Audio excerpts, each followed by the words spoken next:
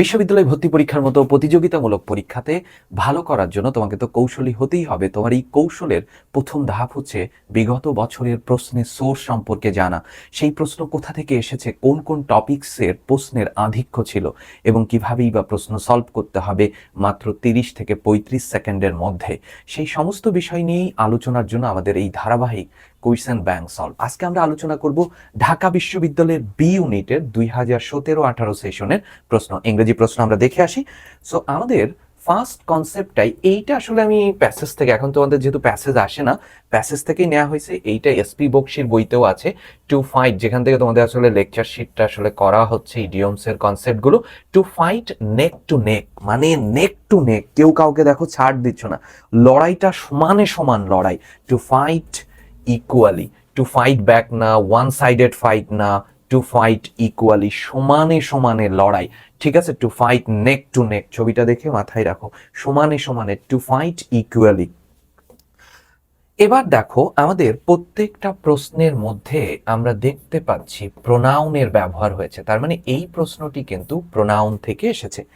এবার দেখো he can sing, সে গাইতে পারে, better than in his family, তার পরিবারের যে কারোর থেকে ভালো গাইতে পারে, যে কারোর থেকে, তার মানে একদম অর্থপূর্ণভাবেই আমরা এটা যে কারোর থেকে, ঠিক আছে, অ্যানিবডি, যে কারোর থেকে, সামবডি না, সামবডি অনির্দিষ্টতা জ্ঞাপন করে, সামওয়ান এমন অর্থে বসে, অ্যানিবডি একদম প্রোনাউন থেকে এসেছে। দেখো আমরা দ্যানের কনসেপ্ট নিতে পারি এভাবে, প্রোনাউনের লেকচারে প্রথমেই আমি পড়াবো অ্যাজ, সো অ্যাজ, এবং দ্যানের পরে সাবজেক্টিভ প্রোনাউন বসতে পারে, অবজেক্টিভ প্রোনাউন বসতে পারে, রিফ্লেক্সিভ প্রোনাউন বসতে পারে, কার সাথে তুলনা হচ্ছে সেটা দিয়ে বল। হি ক্যান সিং, সে গাইতে পারে, কার থেকে, যে কারোর থেকে, অ্যানিবডি ইন হিজ ফ্যামিলি, তার পরিবারের যে কারোর থেকে, তুলনা হচ্ছে হি এর সাথে পরিবারের অন্য যে কোনো সদস্যের। প্রোনাউনের চ্যাপ্টার আমি আমাদের যে 10 তারিখ থেকে, আচ্ছা জেনে আরেকটু জানাই রাখি, আমাদের এবছরের অ্যাডমিশনে আমার ক্লাস শুরু করতেছি একদম 10 তারিখ থেকে, আগামী মাসের 10 তারিখ থেকেই অ্যাডমিশনের ক্লাস শুরু হয়ে যাবে। সবার থেকে আগেই শুরু করব, আগায় থাকতে হবে, কারণ তো ইংরেজির অবস্থা অনেকেরই খুব একটা ভালো না। সো আস্তে আস্তে ধীরে ধীরে এই সময়ের মধ্যে মানে পাঞ্চ করে করে আসলে নিতে হবে, তাছাড়া আলটিমেটলি আমাদেরকে এই প্রবলেমের মধ্যে কিন্তু পড়তে হবে, আমরা খুব দ্রুত আমাদেরকে সলভ করে নিতে হবে, ঠিক আছে, মানে একই জিনিস আমাদের বারবার পড়ে পড়ে নিতে হবে। এবার আসো দেখো সবগুলো অপশনের মধ্যে প্রেপোজিশন আছে, এই প্রশ্নটি এসেছে প্রেপোজিশন থেকে। He would be able to, খেয়াল করো, he would be able to complete work in less than a month, এক মাসের কম সময়ের মধ্যে সে কাজটি করতে সক্ষম হবে। সো তাকে আর জ্বালায়ও না, তাকে একা ছেড়ে দাও। Left to himself, left to himself, left to oneself, কাউকে একা ছেড়ে দেয়া, ঠিক আছে। The child was left to himself in the room, শিশুটিকে রুমের মধ্যে একা ছেড়ে দেওয়া হয়েছিল, এমন অর্থে বসে।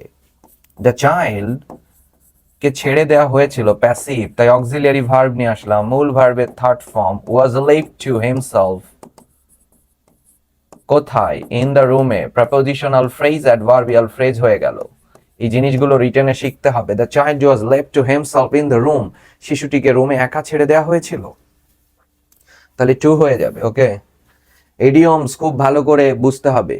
এবার দেখো এই কমেডি বাক্যের সাবজেক্ট ইজ হচ্ছে ভার্ব, এখানে দেন পাচ্ছি আমরা, দেন দেখে আমাদের মনোজগতে আঘাত এনেছে, এটা তো কম্প্যারিটিভ ডিগ্রি, তাহলে ফাইনার দেন অ্যাকশন মুভি, অ্যাকশন মুভির থেকে কমেডি মুভি ভালো, সেটার কথা বলেছে। তুলনা হচ্ছে, খুবই সহজ প্রশ্ন।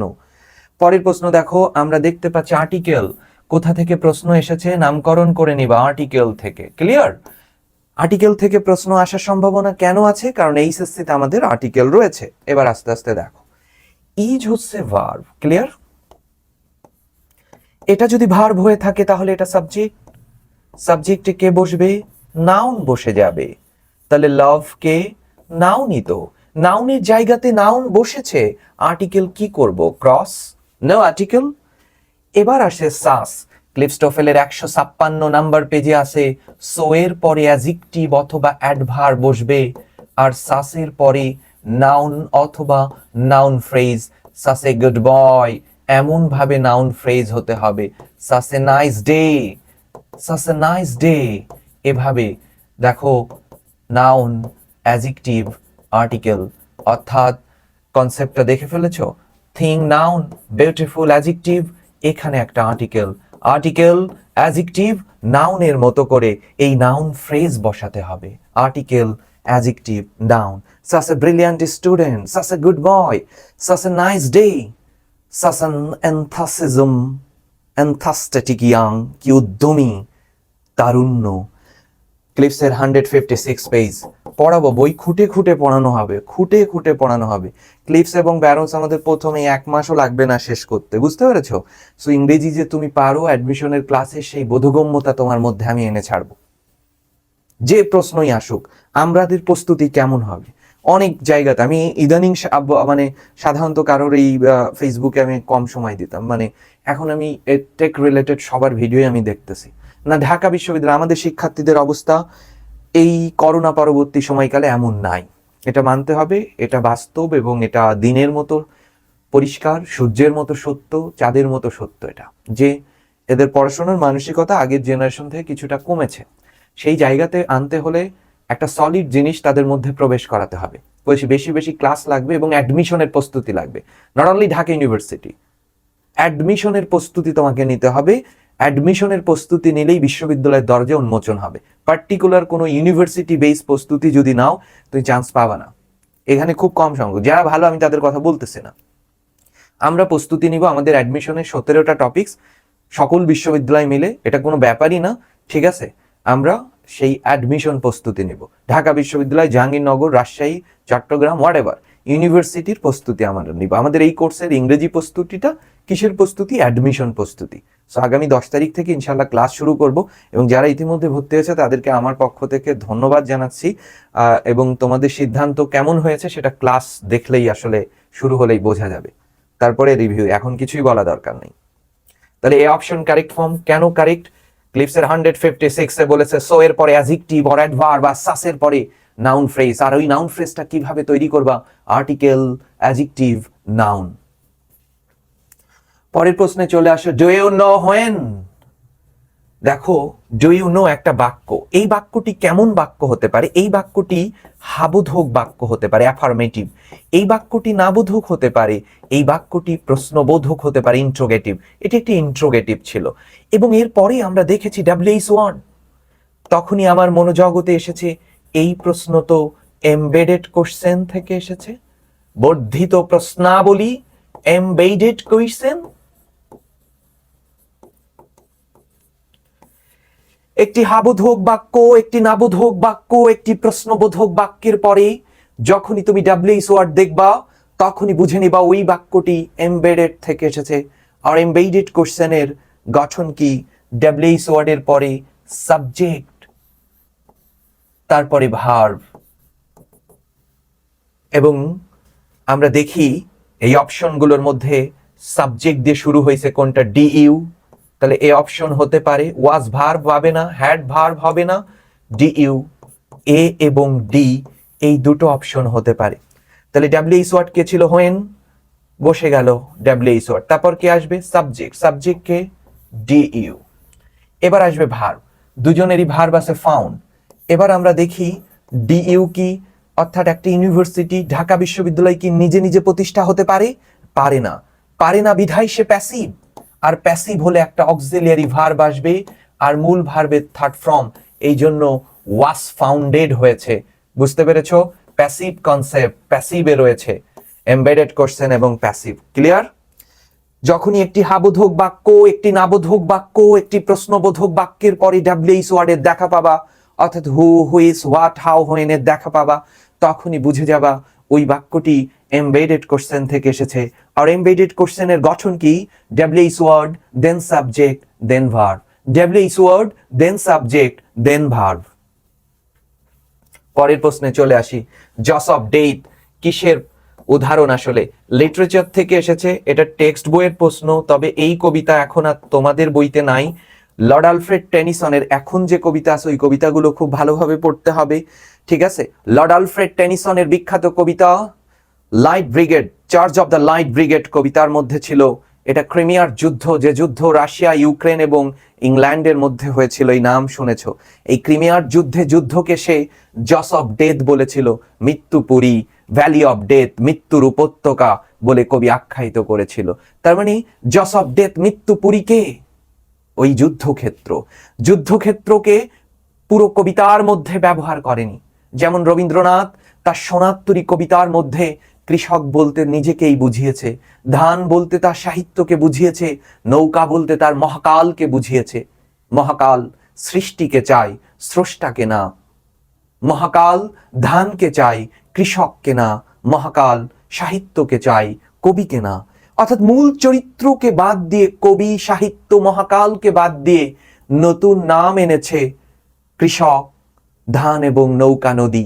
ঠিক লর্ড আলফ্রেড টেনিসন তার কবিতার মধ্যে যুদ্ধের ভয়াবহতা, এই যে কথাটি বাদ দিয়ে যুদ্ধকে বলেছে মৃত্যুপুরী, জস অফ ডেথ, যুদ্ধকে বলেছে ভ্যালি অফ ডেথ, মৃত্যুর উপত্যকা। অর্থাৎ মূল চরিত্রকে, মূল উপজীব্যকে অ্যাবসেন্স করে দিয়ে তার পরিবর্তে নতুন নাম আনা কে বলি আমরা মেটাফোর বা রূপক। পরের প্রশ্নে চলে আসো। The enemies gave in last, অবশেষে, ঠিক আছে। The enemies gave in at last, give in শব্দের অর্থ আত্মসমর্পণ করা। ইয়েল্ড, ইয়েল্ড মানে আত্মসমর্পণ করা। অবশেষে আত্মসমর্পণ করেছিল, আত্মসমর্পণ করা, ঠিক আছে। পরের প্রশ্ন গ্রুপ ভার্বস থেকে এসেছে। এনার্জেটিক তো বুঝোই, লেভলি প্রাণবন্ত, লেভলি এনার্জেটিক, ঠিক আছে। স্প্রাইটলি, স্প্রাইটলি সিনোনিম হবে। হ্যাস্টি মানে তো দূরে, বুঝোই তো। এনার্জেটিক, স্প্রাইটলি চঞ্চল মানে চঞ্চল, চঞ্চল। এনার্জেটিক, লিভলি প্রাণবন্ত অর্থে বসে। Dynamic, choose the correct sentence. আমরা দেখতে পাচ্ছি সকল বাক্যের মধ্যে ইউজ টু আছে, তাহলে এই প্রশ্নটি এসেছে মডেল থেকে, একটু খেয়াল করে নাও। মডেল এক্লিপসের 123 নাম্বার পেজ, উদাহরণ সলভ করে নিও। ইউজ টু মানে অতীতের অভ্যাস। আমি সংক্ষেপে বলি, সাবজেক্ট ইউজ টু এর পরে ভার্বের বেস ফ্রম বসে। I use to play football, আমি আগে ফুটবল খেলতাম, এখন আর খেলি না। ইউজ টু ভার্বের বেস মানে অতীতের অভ্যাস, কিন্তু এখন আর নেই। আবার সাবজেক্টটি অবশ্যই ব্যক্তিবাচক হতে হবে, কিন্তু এই ইউজ টু এর আগে যদি বি ভার্ব অথবা গেট ভার্ব থাকে, তখন ইউজ টু এর পরে ভার্বের আইএনজি ফর্ম বসে যাবে। সাবজেক্টে কিন্তু ব্যক্তি। এই be use to or get use to মানে অভ্যস্ত। এখন যদি বলো I am use to playing football, তার মানে তুমি ফুটবল খেলে অভ্যস্ত, এই অভ্যাস তোমার আগে থেকে শুরু হয়েছে। আমরা দেখতে পাচ্ছি প্রত্যেকটা ইউজ টু এর আগে বি ভার্ব আছে এ আর বি তে। So you be use to এর পরে আইএনজি হবে, কিন্তু ওয়ার্ক বেস, তাই উত্তর হয় নাই B number correct form. C কেন ভুল গেছে, কারণ শুধু ইউজ টু এর পরে ভার্বের বেস, কিন্তু আছে আইএনজি, তাই হবে না। হ্যাজ ইউজ টু বলে কোনো শব্দই হতে পারে না। বি ইউজ টু আর গেট ইউজ টুর বাইরে কিছু হতে পারে না। ক্লিপসের 123-24 যদি সলভ করো, পুরো উদাহরণটা এটা নিয়ে আজকে সলভ করে ফেলো বই থেকে, পিডিএফও পাওয়া যায়। মডেল থেকে এসেছে। I hope you can account for, ভার্বের সাথে প্রিপোজিশন যোগ হলে সেটাকে আমরা বলি গ্রুপ ভার্ব। অ্যাকাউন্ট ফর শব্দের অর্থ জবাবদিহিতা করা, ব্যাখ্যা দেয়া, ঠিক আছে। এক্সপ্লেইন করা, এক্সপ্লেইন করা, এক্সপ্লেইন, এগুলো আসলে পেরে যাবা। Which of the following is not an abstract noun, নিচের কোনটি অ্যাবস্ট্রাক্ট নাউন নয়? Family, family collective noun. Goodness, bravery, childhood, এরা সবাই অ্যাবস্ট্রাক্ট ছিল, ধরা যায় না, ছোঁয়া যায় না। বাট ফ্যামিলি হচ্ছে কালেকটিভ নাউন। বলছে নিচের কোনটি অ্যাবস্ট্রাক্ট নাউন নয়, এমন প্রশ্ন নাউন থেকে হতে পারে।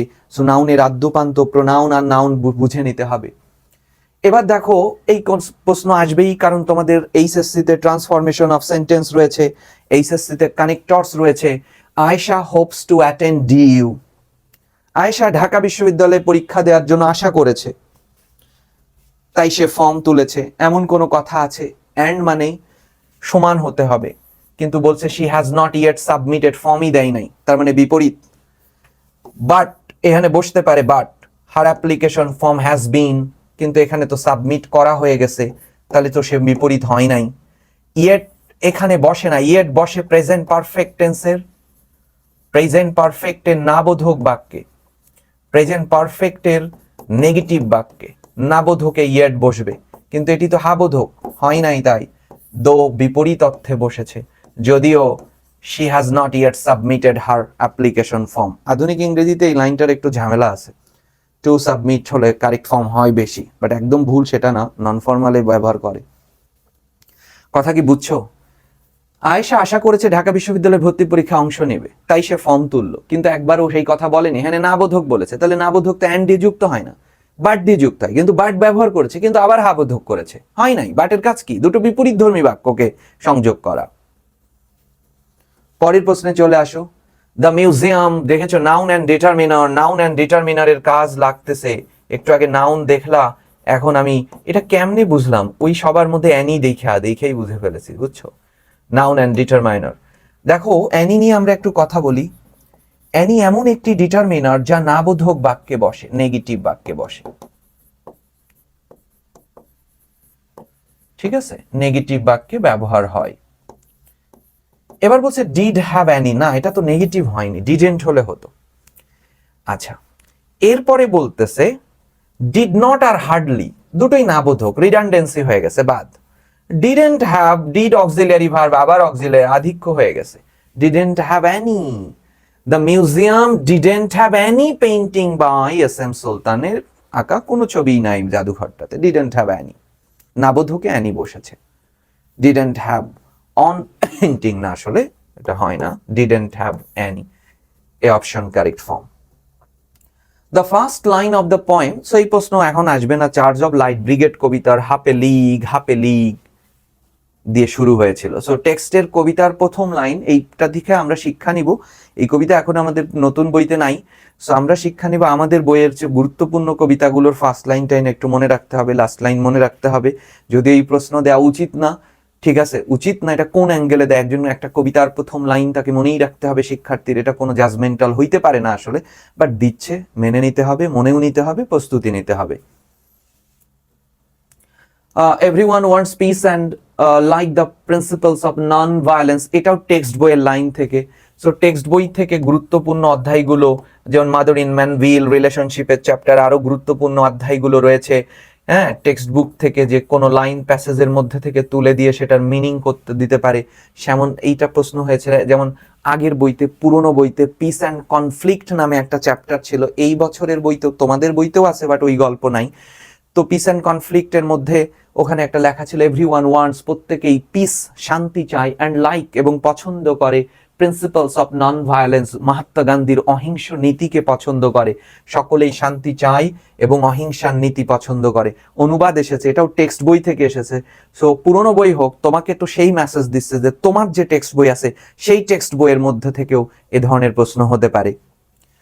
Mother said to me do not tell a lie, মা বলেছে যে ন্যারেশন করতে বলছে, মিথ্যা বলো না, তার মানে এটি একটি উপদেশ বোঝানো হচ্ছে, অ্যাডভাইস দিচ্ছে। সো মাদার ফ্রাইটেন্ড কেন হবে, সাজেস্ট কেন হবে, ওয়ার্ড অ্যাডভাইসড মি, এবং নেগেটিভ থাকলে আমরা নট টু টেল এ লাই। পরের প্রশ্নে চলে আসো, চেঞ্জ ইনটু প্যাসিভ। আচ্ছা, হুম যুক্ত ইন্ট্রোগেটিভ সেন্টেন্সকে প্যাসিভ করতে হলে প্রথমে হু নিয়ে আসবা, তারপরে সাহায্যকারী ভার্ব আনবা, তারপর মূল ভার্বের থার্ড ফর্ম বাই নিয়ে চলে আসবা। তাহলে বাই হুম না, হুম না, এই যেটা who is wanted by you. Change the assertive করো, may our cricket team win the world cup, তার মানে উইশ করতেছে, আই উইশ দ্যাট, বি এবং সি, আই উইশ দ্যাট, এরপর সাবজেক্ট আওয়ার ক্রিকেট, দারুন, তারপরে ক্যান কুড, এই যে could, C option correct, could win the world cup. Structure দেখবা, সেন্টেন্স স্ট্রাকচার কি, সেন্টেন্স স্ট্রাকচার থেকে প্রশ্ন হয়েছে। এলিগেন্ট শব্দের অর্থ, এর অ্যান্টোনিম চাচ্ছে, আউকার্ড, এলিগেন্ট সুশ্রী, সুন্দর না হয়ে অদ্ভুত, আউকার্ড। অরিজিনের ভার্ব ফর্ম কি, এগুলো কিন্তু পিসি দাস থেকে পড়ে নিতে হবে, পিসি দাস পড়ে নিতে হবে 27 নম্বর চ্যাপ্টার, দারুণ করে। অরিজিনেট, অরিজিন নাউন, এর ভার্ব ফর্ম হচ্ছে অরিজিনেট। এইটা প্রথম থেকেই পড়া দিব, একদম 10 তারিখ থেকেই পড়া দেবো ওটা একদম, ঠিক আছে, এই মাসের মধ্যে 25 তারিখের মধ্যে পিসি দাস শেষ করতে হবে, যে এই জিনিস সব পড়ে ফেলতে হবে। ঠিক আছে, প্রশ্ন কিন্তু এরকম আসবে, এমন প্রশ্ন হলে তখন আমাদের কিন্তু কুল থাকবে না। ডিরেক্ট প্রশ্ন হলে গ্রামার দিয়ে আসলে সেটা আমরা সলভ করা তো শিখবই, কিন্তু যেই কনসেপ্ট গুলো এই যে সরাসরি বললো ডেমোক্রেসি এর ভার ফর্ম কি, লেখো ডেমোক্রাটাইজ, এটা তোমাকে জানতে হবে। পিসি দাসের 27, কোনো কোনো বইতে 26, কোনো কোনো বইতে 28, হোয়াট এভার, এই চ্যাপ্টার গুলো। সো যার কাছে যে বই থাকবে সেই বইটা এইটাতেই গোছানো আছে, এগুলো পড়লেই হবে। সো আমরা আমাদের টার্গেট থাকবে 15 তারিখের মধ্যে আসলে এটা শেষ করে ফেলা, 15 তারিখের মধ্যেই একদম ধুমায় শেষ করে ফেলতে হবে, সবার থেকে আগায় থাকতে হবে। দয়া করে এই চান্স, এই গোল্ডেন চান্স আসলে মিস করো না, বুঝতে পারছো না? জীবনে আগে যা হয়েছে, যা করেছো, সব বাদ দাও, সব বাদ দাও। ঠিক আছে, 2টা মাস 3টা মাস ডেডিকেটেডলি লেগে থাকো, ইনশাল্লাহ রেজাল্ট আসবে। আমি তোমাদের সাথে আছি ইংরেজি যাবতীয় কনসেপ্টগুলোকে একদম সহজ করে দেওয়ার জন্য, ইফেক্টিভ ওয়েতে, বিশুদ্ধ উপায়ে, সেই জায়গাতে আমি সচেষ্ট থাকবো। সবাই ভালো থাকবা, আল্লাহ হাফেজ। এবং দেখা হচ্ছে কিন্তু আমাদের অ্যাডমিশন ক্লাস শুরু হচ্ছে আগামী 10 তারিখ থেকে, সো মিস করো না আসলে। সো নর্মালি তোমাদের যদি অর্থনৈতিক সমস্যাও থাকে, সেই বিষয়গুলো টেক্সট করে জানাতে পারো। তো সব মিলায় ক্লাস মিস করো না, ভালো থেকো।